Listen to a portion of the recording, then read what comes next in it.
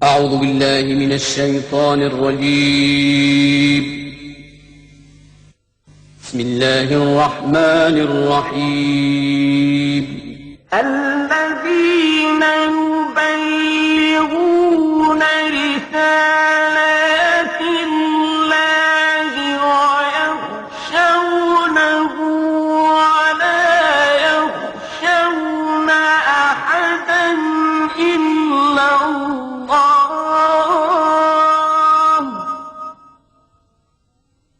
وكفى بالله حسيبا.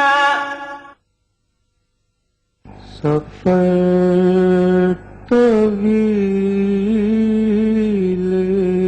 ہے راہ نجات چھوٹی ہے علی کا ذکر بہت ہے حیات چھوٹی ہے. دنیا اسلام میں عراق کو خصوصی اہمیت حاصل ہے. یہ وہ سرزمین ہے جہاں پہلا قدم جس ہستی نے رکھا وہ آدم علیہ السلام تھے. مشرق، مغرب، شمال، جنوب ہر سمت مقدس مقامات ہیں جہاں پیغمبر، نبی، امام اور اولیاء مدفون ہیں. بغداد میں امام موسیٰ کاظم، امام تقی جواد کا روضہ ہے. شیخ عبد القادر جیلانی کا مزار بھی یہیں ہے. سامرہ میں امام نقی اور امام حسن عسکری کا روضہ ہے. موصل میں پیغمبر خدا حضرت یونس کی مسجد اور مرقد ہے اور پیغمبر جرجیس کی مرقد بھی یہیں ہے. کوفے کی مسجد بھی بہت قدیم ہے. کربلا میں امام حسین اور حضرت عباس کے روضے ہیں. بصرہ میں حسن بصری کا مزار ہے. آپ صوفی بزرگ ہیں اور حضرت علی کے صحابی تھے. بصرہ میں مسجد علی ہے. جب امام علی نے مدینے سے کوفے کا سفر اختیار کیا تھا تو آپ نے اسی مسجد میں 4 دن قیام کیا. آپ کے قیام کی یادگار کی وجہ سے اسے مسجد علی کہتے ہیں. بصرے سے آپ کوفے کی جانب روانہ ہوئے اور آپ کی آخری آرام گاہ کوفے سے نزدیک نجف میں ہے. بغداد سے نجف کا فاصلہ 190 کلومیٹر ہے. نجف جاتے ہوئے محمودیہ، حلہ، کفل اور کوفہ کے شہر آتے ہیں. حلہ کے اطراف میں عالم اسلام کی مقتدر ہستیوں کے مقامات اور مزارات ہیں. یہ مقام خضر ہے. روایات کے مطابق حضرت خضر نے یہاں قیام کیا تھا. یہ ان کے قیام کی یادگار ہے. اسی رستے میں پیغمبر حضرت سلیمان کا مقبرہ بھی ہے. مرقد محمد اصغر ابی بکر ابن علی ابن ابی طالب بھی یہاں ہے. آپ کا لقب ابو بکر تھا اور آپ کربلا میں شہید ہوئے. آپ کی تدفین کے لیے آپ کے قبیلے کے لوگوں نے اس مقام پر کی. کے مقام پر نبی اولوالعزم پیغمبر صاحب شریعت قرہ ابراہیم خلیل اللہ کا مقام ولادت ہے جو ایک بلند چوٹی پر واقع ہے. حلہ ہی میں نبی اللہ حضرت ایوب کی مرقد ہے. زید بن علی کا روضہ بھی حلہ ہی میں ہے. آپ امام زین العابدین کے بیٹے اور امام حسین کے پوتے ہیں. آپ کی ولادت مدینہ منورہ میں 66 ہجری میں ہوئی. آپ کے 4 بیٹے تھے، یحییٰ، عیسیٰ، حسن اور محمد. حضرت یحییٰ نے دعاؤں کی کتاب صحیفہ سجادیہ کو اپنے والد حضرت زید سے اور حضرت زید نے اپنے والد امام زین العابدین سے نقل کیا جو دعاؤں کا ایک بیش بہا قیمتی سرمایہ ہے. آپ عالم، فقیہ، فصیح، بلیغ شخصیت تھے. 3 صفر 121 ہجری میں آپ کو کوفے میں شہید کیا گیا. حال ہی میں حکومت عراق نے آپ کے روضے کی تعمیر جدید کا آغاز کیا جو ابھی جاری ہے۔ رشید الہجری امام علی ابن ابی طالب کے صحابی تھے۔ آپ کو رشید الہجری اس لیے کہتے ہیں کہ آپ کا تعلق یمن کے شہر ہجر سے تھا۔ آپ کو کوفے میں ابن زیاد کے حکم پر ہاتھ پاؤں کاٹ کر پھانسی پر لٹکا دیا گیا تھا۔ شیخ مفید نے کتاب الاختصاص میں تحریر کیا ہے کہ آپ نے اپنی بہن کو یہ وصیت کی تھی کہ ہاتھ پیر کو کاٹ دینا اتنا بڑا جہاد نہیں ہے جتنا بڑا قلم کا جہاد ہے۔ قلم کے جہاد کو مسلسل جاری رکھنا ہی جہاد عظیم ہے۔ پیغمبر نبی اللہ ذوالکفل کی مرکز ہلہ اور کوفے کے درمیان کفل کے مقام پر ایک قدیمی بازار کے اندر ہے۔ آپ حضرت اسحاق بن حضرت ابراہیم کے بیٹے ہیں۔ آپ کو ذوالکفل اس لیے کہتے ہیں کہ آپ اپنی قوم کے امور کی کفالت کیا کرتے تھے۔ کوفہ نجف سے 5 میل کے فاصلے پر ہے۔ امام علی نے اپنے دور خلافت میں کوفہ کو اپنا دارالخلافہ بنا لیا تھا۔ کوفے کے معنی دائرے کی صورت میں ریت کے ہیں جس میں کنکر ملے ہوئے ہوں۔ عالم اسلام میں مسجد کوفہ کا شمار 4 بڑی مساجد میں ہوتا ہے، جس میں مسجد الحرام، مسجد نبوی اور مسجد اقصی شامل ہیں۔ مسجد کوفہ کو پہلی بار حضرت آدم نے معین کیا۔ مسجد کوفہ میں داخل ہونے کے 4 قدیمی دروازے تھے جو بند ہیں: باب الانمات، باب سدرہ، باب کندہ اور باب الفرج وہ دروازہ تھا جہاں سے امام علی اپنے گھر سے مسجد میں داخل ہوتے تھے۔ اب داخلے کے 3 در ہیں۔ پہلا در باب الفیل ہے جس کا قدیمی نام باب صوبان تھا، اس کے معنی اژدہے کے ہیں۔ دوسرا باب الرحمہ ہے، یہ نیا دروازہ بنایا گیا ہے۔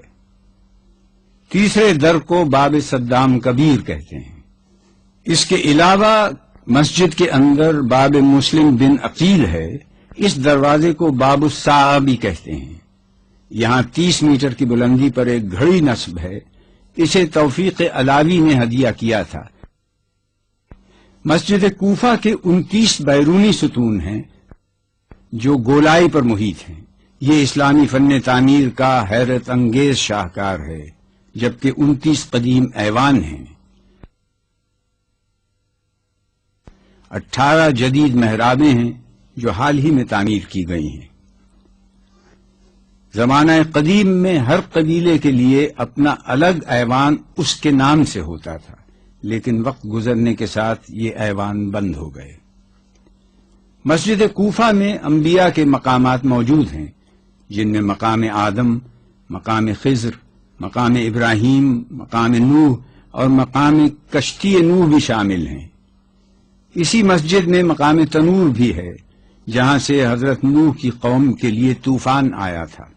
مقام نبی محمد، مقام جبرائیل، مقام التشت اور مقام دقتول قزار بھی ہیں۔ یہ وہ مقام ہے جہاں امام علی فیصلے کیا کرتے تھے۔ مسجد کوفہ 19 تعمیری مراحل سے گزری ہے۔ ابو الحیاج نے مسجد کوفہ کا نقشہ بنایا۔ جب بن شابہ کو کوفے کا گورنر بنایا گیا تو اس نے تعمیر میں اضافہ کیا۔ زیاد بن ربیعہ نے مسجد کے صحن میں توسیع کی۔ عبداللہ بن زیاد نے مسجد کے ستونوں کو مضبوط کیا۔ عمرو بن حریث مخزومی نے مسجد کی تعمیر میں مزید اضافہ کیا۔ حجاج بن یوسف ثقفی نے مسجد کو منہدم کیا اور نو تعمیر کی۔ خالد بن عبداللہ قصری نے مسجد میں توسیع کی۔ یوسف بن عمر ثقفی نے صحن کی دیوار کی تعمیر کی۔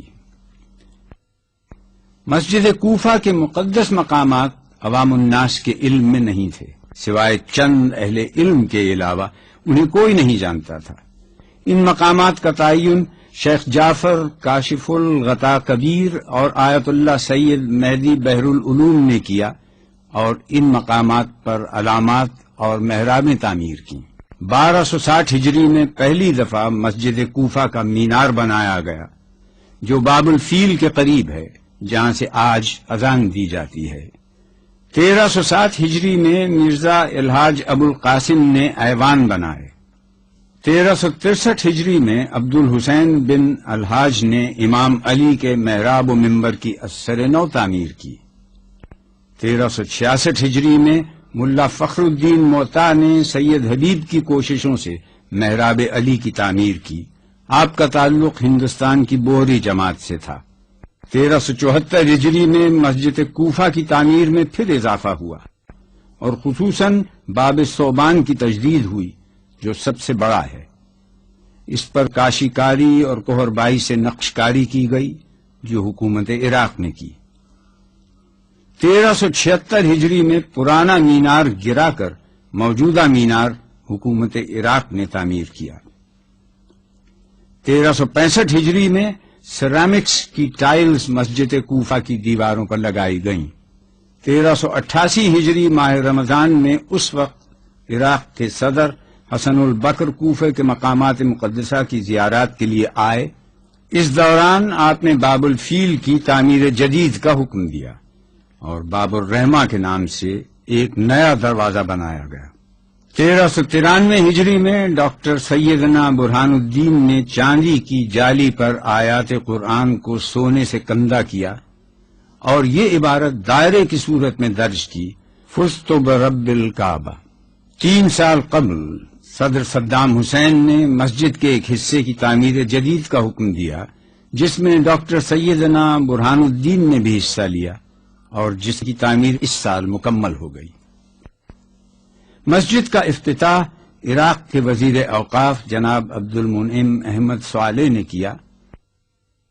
بعد میں نماز شکرانہ ادا کی گئی اور مقام محراب اور ضربت جسے اب خوبصورت ذریح کی شکل دے دی گئی ہے اس کی نقاب کشائی کی گئی.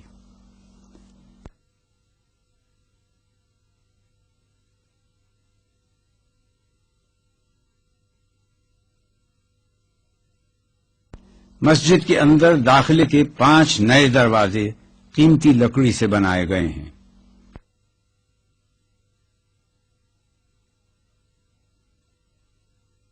ان پر آیات قرآنی کندہ کی گئی ہیں. مسجد کی تعمیر نہایت نفاست اور خوبصورتی سے کی گئی ہے اور ہر شے کو ریاضی کے اصولوں کے مطابق بنایا گیا ہے. مقام ضربت پر زری بنائی گئی ہے جو چاندی اور سونے کے خوشنما امتزاج سے بنی ہے. زری کے دروازے کے اوپر کلمہ لکھا گیا ہے.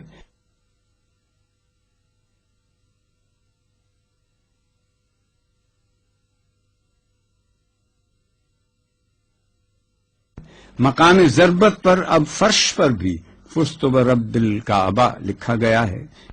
یہیں پر منبر خطیب سلونی ہے جہاں سے امام علی خطبات ارشاد فرماتے تھے. مسجد کے اس حصے میں 76 گول ستون ہیں جن پر قیمتی سنگ مرمر لگایا گیا ہے اور سنگ مرمر پر نفیس نقش کاری کی گئی ہے جو سنگ تراش کی محنت کا منہ بولتا ثبوت ہے. مسجد کے وسیع و عریض ہال میں قیمتی قالین بچھائے گئے ہیں. مرکز میں بڑا فانوس ہے اور اطراف میں چھوٹے چھوٹے فانوس لگائے گئے ہیں. کئی 100 چھوٹی خوبصورت قندیلیں آویزاں کی گئی ہیں جن پر خط کوفی میں آیات لکھوائی گئی ہیں. مسجد کی دیواروں کے اطراف میں بھی قرآنی آیات نقش کی گئی ہیں. مسجد کی پوری چھت قیمتی لکڑی سے بنائی گئی ہے. ہنرمندوں نے بیل بوٹے بنا کر اپنی فنی صلاحیتوں کو اجاگر کیا ہے جو اپنا ایک دلکش منظر پیش کرتی ہے. مسجد کوفہ سے متصل حضرت مسلم ابن عقیل کا روضہ مبارک ہے. آپ کی ولادت مدینے میں ہوئی. امام حسین نے آپ کو اپنا سفیر بنا کر کوفے بھیجا. ابن زیاد کے حکم سے آپ کو قصر دارالامارہ کی چھت پر 8 ذی الحج کو شہید کیا گیا. روضہ حضرت مسلم ابن عقیل کے ایک گوشے میں مختار ثقفی کی قبر ہے۔ حضرت مسلم ابن عقیل کے روضے کے سامنے ہانی ابن عروہ کا روضہ ہے۔ آپ مسلم ابن عقیل کے چاہنے والے تھے۔ جب مسلم ابن عقیل کوفے میں تشریف لائے تو آپ نے ہانی کے گھر قیام کیا تھا اور ابن زیاد نے ہانی کو شہید کر دیا۔ مسجد کوفہ اور امام علی کے گھر کے درمیان قصر دارالامارہ وہ جگہ ہے جہاں آج حق و باطل کے درمیان خط فاصل کھینچنے والے دیکھ سکتے ہیں کہ یہ مقام عبرت ہے۔ دنیا میں آج ظالم اور مظلوم کا فرق دیکھنا ہو تو اس سے بہتر کوئی دوسرا منظر پیش نہیں کیا جا سکتا۔ نہج البلاغہ میں امام علی نے کہا ہے کہ حکومت کفر سے کی جا سکتی ہے، ظلم سے نہیں۔ دارالامارہ کا تاریخی پس منظر یہ ہے کہ عبد الملک بن مروان تخت پر تھا کہ مصعب بن زبیر کا سر اس کے سامنے لایا گیا تو عبد الملک بن عمیر نے مروان سے کہا کہ ایک دن میں اور ابن زیاد اس مقام پر بیٹھے تھے کہ حسین کا سر اور قافلہ حسین ابن زیاد کے سامنے پیش ہوا۔ پھر ایک دن وہ آیا کہ میں اور مختار ابن عبیدہ ثقفی بیٹھے تھے کہ ابن زیاد کا سر ہمارے سامنے آیا۔ پھر ایک دن ایسا آیا کہ میں اور مصعب بن زبیر بیٹھے تھے کہ مختار ثقفی کا سر ہمارے سامنے پڑا تھا، اور آج وہ دن ہے کہ مصعب کا سر ہمارے سامنے پڑا ہے۔ اس واقعے کو سننے کے بعد عبد الملک بن مروان نے 71 ہجری میں اس قصر کو گروا دیا۔ پھر اس کے بعد آج تک کسی کی ہمت نہ ہوئی کہ کوئی اس کی تعمیر کا سوچ بھی سکے۔ مٹایا قیصر و کسریٰ کے استبداد کو جس نے، وہ کیا تھا؟ زور حیدر، فقر بوذر، صدق سلمانی۔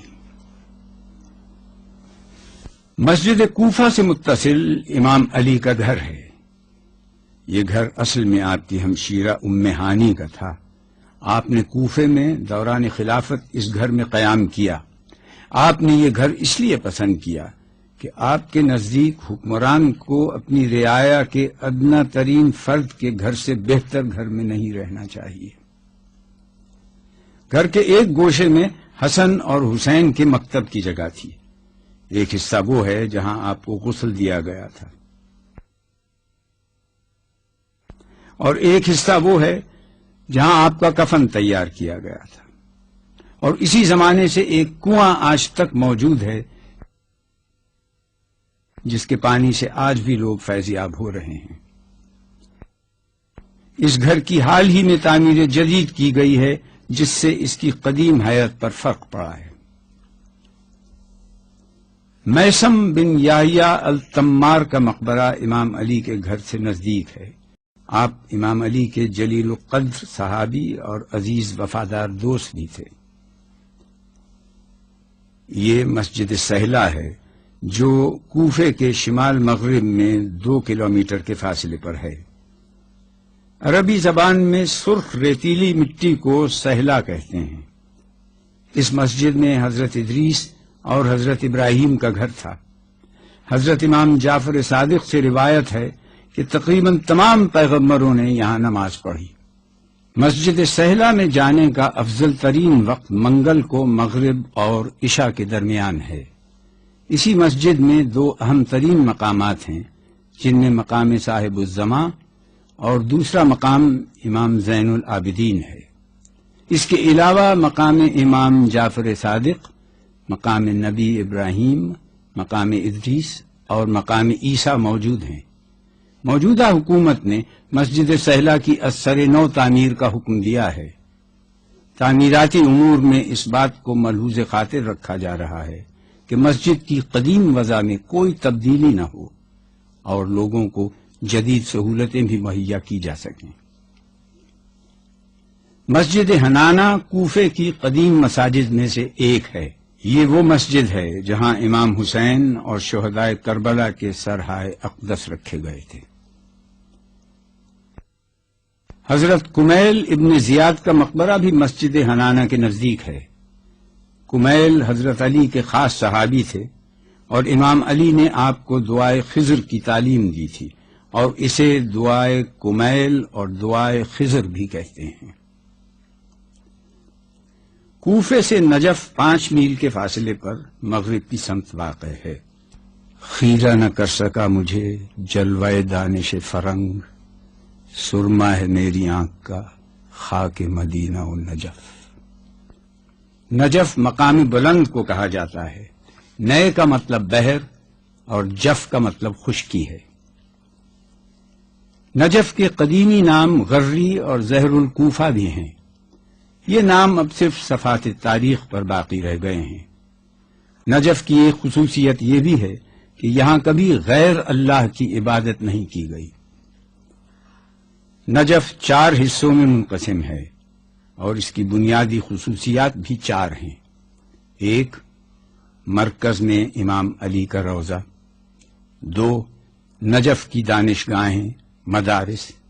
3، نجف کے علماء۔ 4، نجف کے کتب خانے۔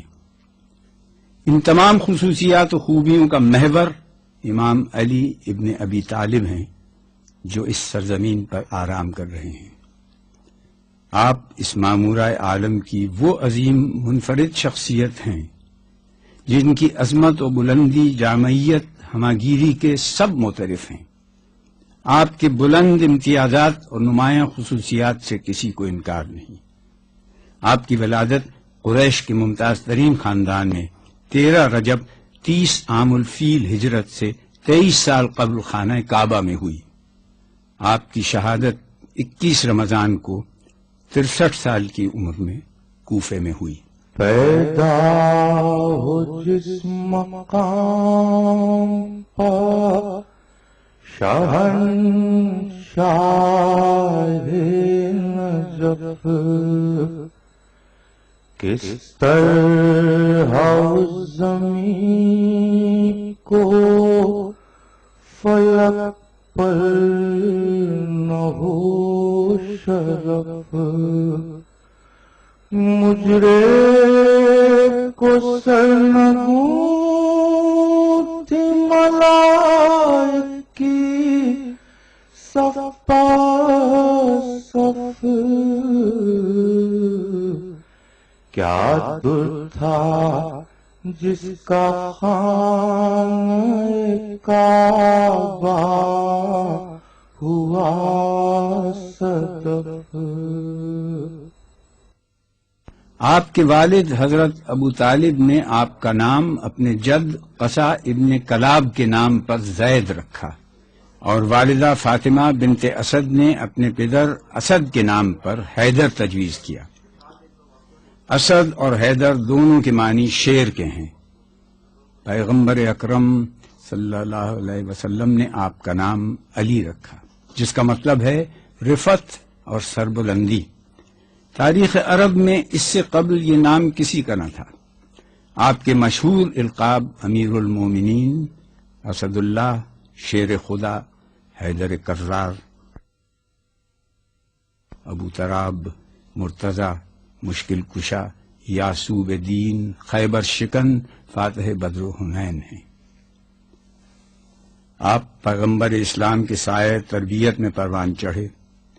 انہی کے مکتب رشد و ہدایت میں تعلیم و تربیت کی منازل طے کی۔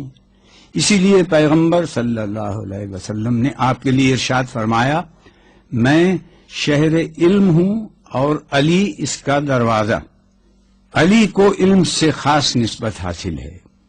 آپ نے ملت اسلامیہ کو نہج البلاغہ کی صورت میں جو علم کا خزانہ دیا ہے وہ ایک عظیم علمی سرمایہ ہے جس میں فصاحت و بلاغت، خطبات، مکتوبات، توحید، خدا شناسی، علم کلام، فلسفہ، طبیعیات، ریاضیات، الہیات، رموز دین اور اسرار احکام کا سرچشمہ ہے۔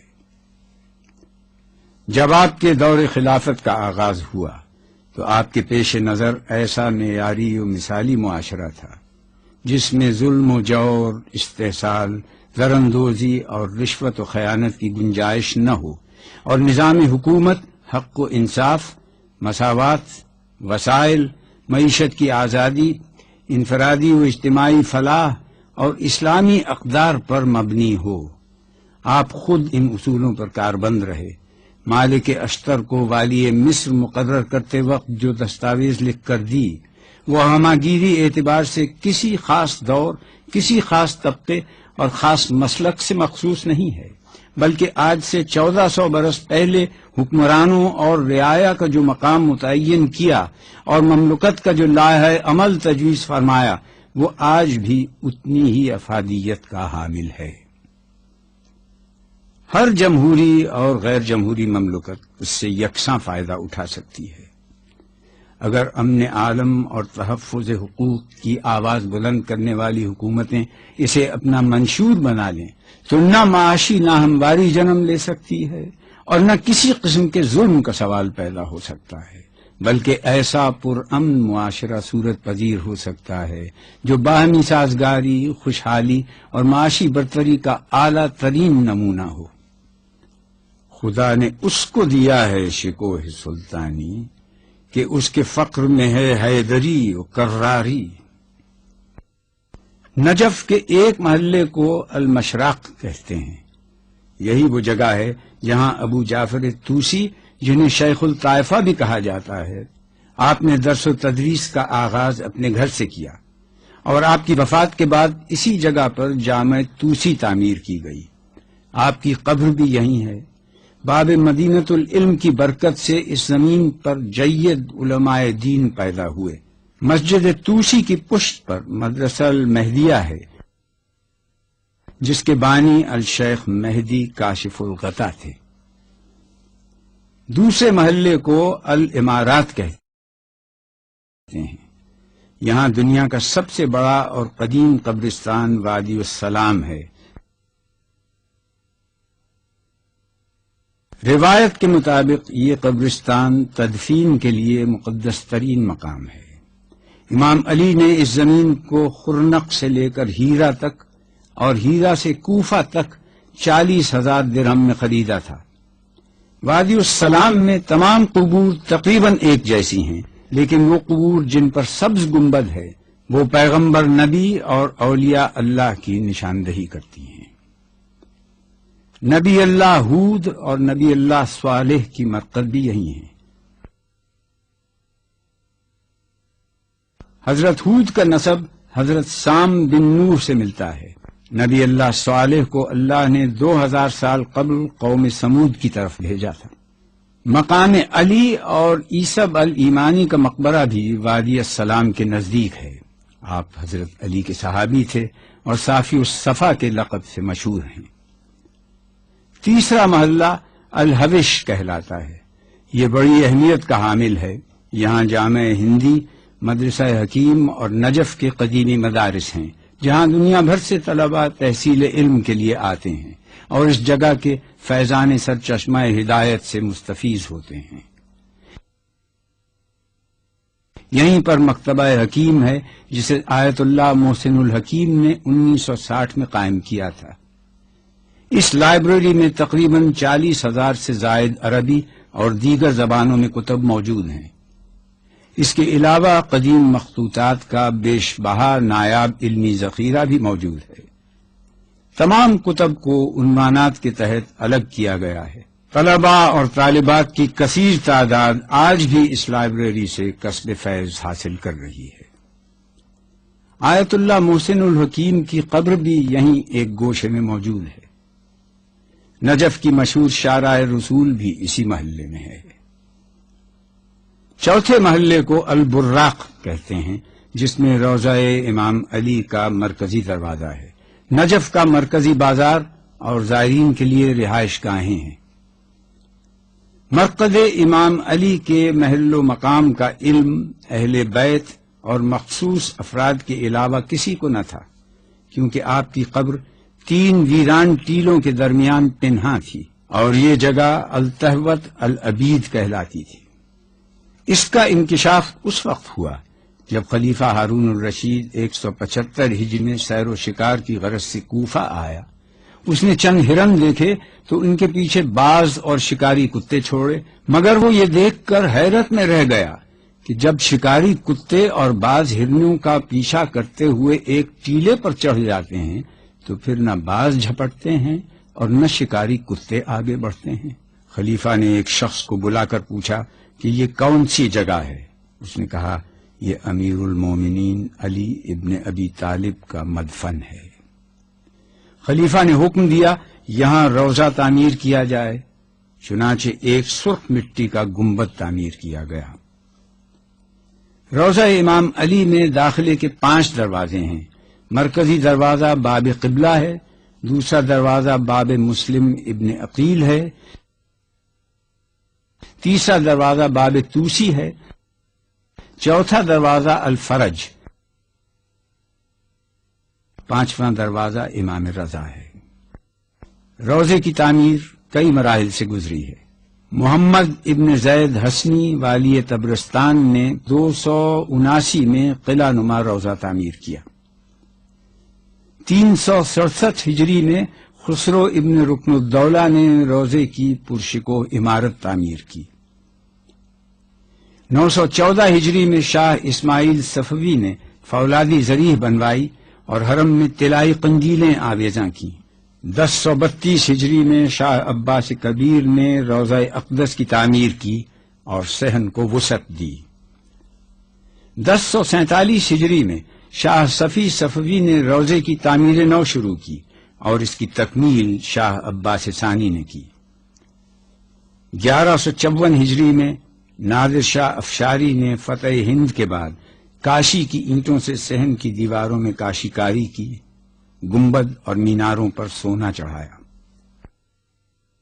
1207 ہجری میں محمد شاہ قاجار نے، 1232 ہجری میں فتح علی شاہ قاجار نے، 1288 ہجری میں ناصر الدین قاجار نے روضے کی تزئین و آرائش میں حصہ لیا۔ 1305 ہجری میں زریح میں داخلے کا دروازہ تبدیل کیا گیا۔ 1361 ہجری میں ڈاکٹر طاہر سیف الدین نے ایک خوشنما سونے اور چاندی کی زریح نصب کی جو آج تک موجود ہے۔ قبر مطہر کے اوپر سونے کا گنبد ہے جس پر 7777 سونے کی اینٹیں نصب ہیں۔ اس کے علاوہ 2 مینار سونے کے ہیں جن کی اونچائی 35 میٹر ہے اور ہر مینار پر 4000 خالص سونے کی اینٹیں لگائی گئی ہیں۔ ایک مینار کے نیچے محقق علامہ ہلی کی قبر ہے اور دوسرے مینار کے نیچے مقدس اردبیلی کی قبر ہے۔ زریح میں داخل ہونے کے 3 دروازے ہیں جنہیں باب الذہب سونے کا دروازہ،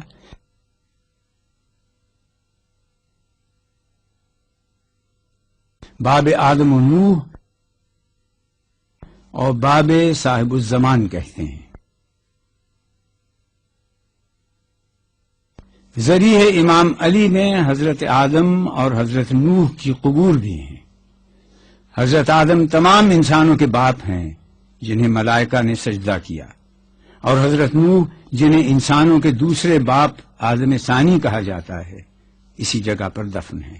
ذریح کے اندر ہی امام علی کے ہاتھ کا لکھا ہوا نادر قرآن خط کوفی میں موجود ہے۔ ذریح مبارک کے اندر بادشاہان ماسبق اور روسا نے قیمتی تحائف ہدیے کیے ہیں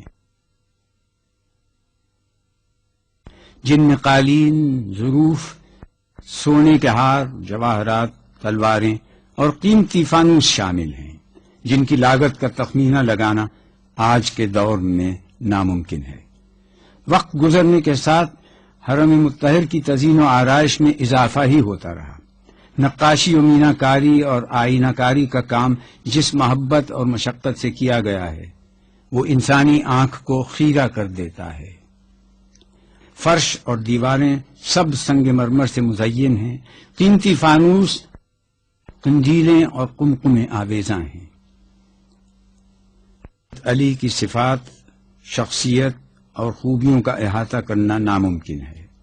روضہ مقدسہ حیدریہ کے کلید بردار ڈاکٹر السید حیدر محمد حسین نے کہا: بسم اللہ الرحمن الرحیم، الحمد للہ رب العالمین، والصلاة والسلام على اشرف خلقه محمد وآل بیتہ الطیبین الطاہرین، بمناسبة ذكرى ليلة 21 من شهر رمضان المبارك، ليلة استشهاد الحق كله، ليلة استشهاد البطل العروبة والإسلام الإمام علي بن أبي طالب عليه السلام، حيث اهتز عرش الله وانفصمت العروة الوثقى وتهدمت أركان الهدى. الإمام علي بن أبي طالب حيث قال فيه ابن عباس إن عن رسول الله محمد صلى الله عليه وآله وسلم أن ثلث القرآن نزل في حق علي بن أبي طالب.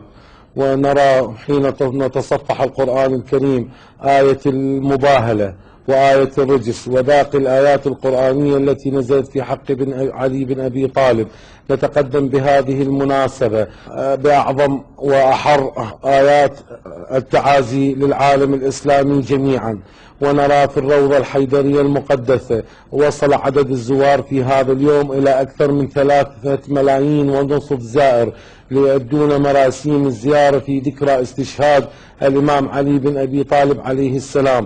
ونحن نقدم لهم الخدمات الطبية والخدمات المرورية والبلدية، وكل يأتي إلى محافظة النجف الأشرف ومن كافة أنحاء العالم من المسلمين ومن العراق خاصة، كل من يأتي يؤدي مراسيم الزيارة على حسب ما تمليه عليه عقائده ومذهبه.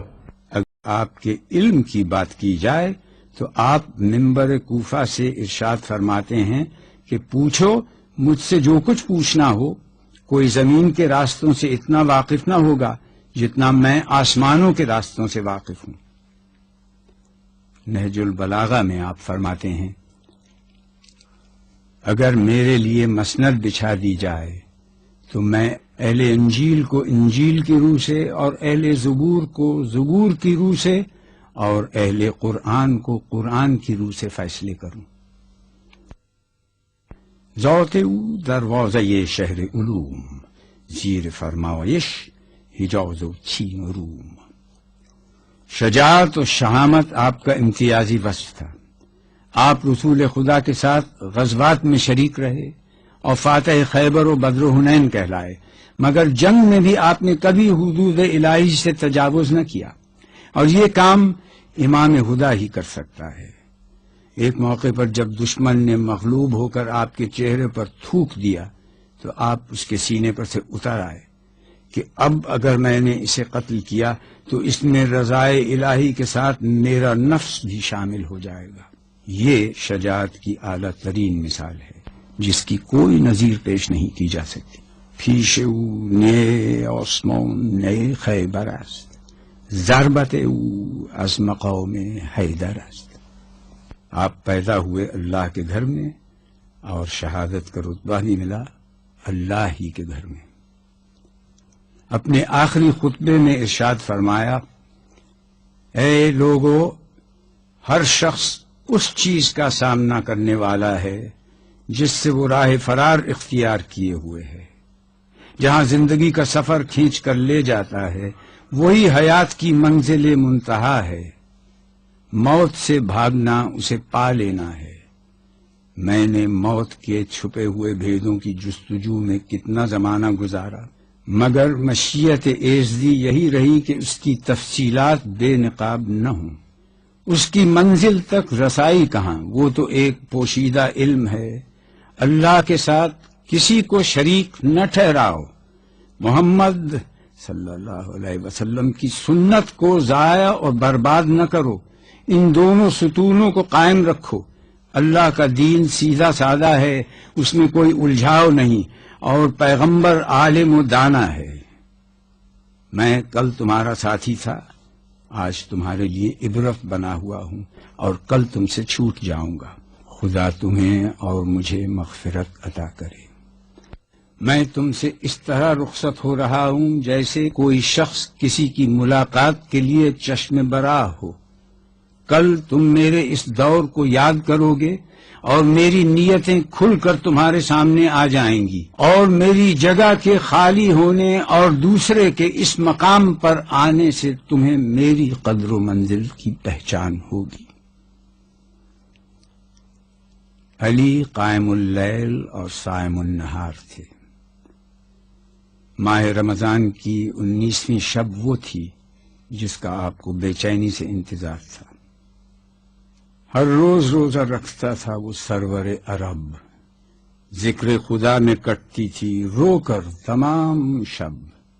دنیا میں تھے پر ان کو نہ دنیا کی تھی طلب، فرماتے تھے یہ آتا تھا وقت نماز جب، میں کیا ہوں بندگی ہے میری کس شمار میں، عاجز ہوں میں عبادت پروردگار میں۔ نماز فجر کا وقت آیا، آپ اپنے گھر سے مسجد کوفے میں تشریف لائے، اذان فجر دی،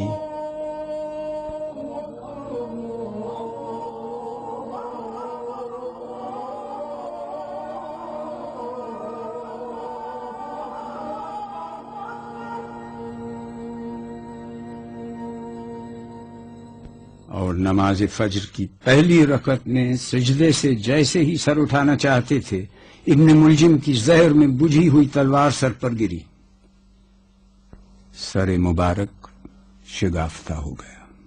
مسجد میں شیر حق کا دوپارہ ہوا جو سر، ایک بار کانپنے لگے مسجد کے بام و در، ابلا لہو کہ ہو گئی محراب خون سے تر، ایک زلزلہ سا بس ہوا نازل زمین پر، گردوں پہ جبرائیل پکارے غز ہوا، مسجد میں قتل آج امیر عرب ہوا۔ اور آپ نے بے ساختہ فرمایا رب کعبہ کی قسم میں کامیاب ہو گیا، اور مٹھی بھر مٹی اٹھا کر آیت کی تلاوت کی اور کہا ہم نے تمہیں زمین سے پیدا کیا اور زمین کی طرف پلٹائیں گے اور اسی سے دوبارہ نکالیں گے۔ شہادت سے قبل حسن اور حسین کو وصیت کی اور کہا اللہ سے ڈرتے رہنا، دنیا کے خواہش مند نہ ہونا، اگرچہ وہ تمہارے پیچھے لگے، اور دنیا کی کسی ایسی چیز پر نہ کڑھنا جو تم سے روک لی جائے، ظالم کے دشمن اور مظلوم کے مددگار بنے رہنا۔ میں تم سب کو وصیت کرتا ہوں کہ اللہ سے ڈرتے رہنا، اپنے معاملات درست اور آپس کے تعلقات کو سلجھائے رکھنا، کیونکہ میں نے تمہارے نانا رسول صلی اللہ علیہ وسلم سے سنا ہے کہ آپس کی کشیدگیوں کو مٹانا عام نماز روزے سے افضل ہے۔ دیکھو یتیموں کا خیال رکھنا، تمہاری موجودگی میں وہ تباہ و برباد نہ ہو جائیں، کہیں ایسا نہ ہو کہ قرآن پر عمل کرنے میں دوسرے تم سے سبقت لے جائیں۔ نماز دین کا ستون ہے، اپنے پروردگار کے گھر کو خالی نہ چھوڑنا، کیونکہ اگر اسے خالی چھوڑ دیا تو پھر عذاب سے مہلت نہ پاؤ گے۔ جان و مال اور زبان سے راہ خدا میں جہاد کرنا تم پہ لازم ہے کہ آپس میں میل ملاپ رکھنا اور ایک دوسرے کی اعانت کرنا، خبردار ایک دوسرے کی طرف سے پیٹھ پھیرنے اور تعلقات توڑنے سے پرہیز کرنا، نیکی کا حکم دینے اور برائی سے منع کرنے سے کبھی ہاتھ نہ اٹھانا، ورنہ بد کردار تم پر مسلط ہو جائیں گے، پھر دعا مانگو گے تو قبول نہ ہوگی۔ اے عبد المطلب کے بیٹو، ایسا نہ ہو کہ تم میرے قتل کے بعد مسلمانوں کے خون سے کھیلنا شروع کر دو۔ دیکھو میرے بدلے میں صرف میرا قاتل ہی قتل کیا جائے، اور جب میں اس کی ضرب سے مر جاؤں تو اس کی ضرب کے بدلے میں اس کو ایک ہی ضرب لگانا، اس شخص کے ہاتھ پیر نہ کاٹنا، کیونکہ میں نے رسول خدا سے سنا ہے کہ خبردار کسی کے بھی ہاتھ پیر نہ کاٹو، اگرچہ وہ کاٹنے والا کتا ہی کیوں نہ ہو۔ آخری الفاظ جو آپ کی زبان سے ادا ہوئے وہ سورہ احزاب کی آیت تھی جس کی ابتدا میں تلاوت کی گئی تھی۔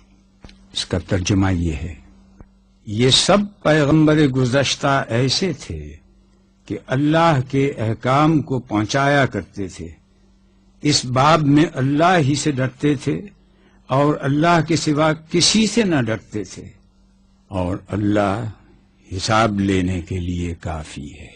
اہل دل اہل نظر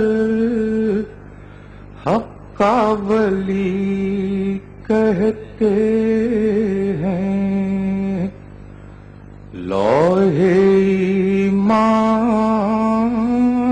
کا ایک خط جلی کہتے ہیں، اس صداقت کی محمد سے گواہی لے لو، فکر کی آخری منزل کو علی کہتے ہیں۔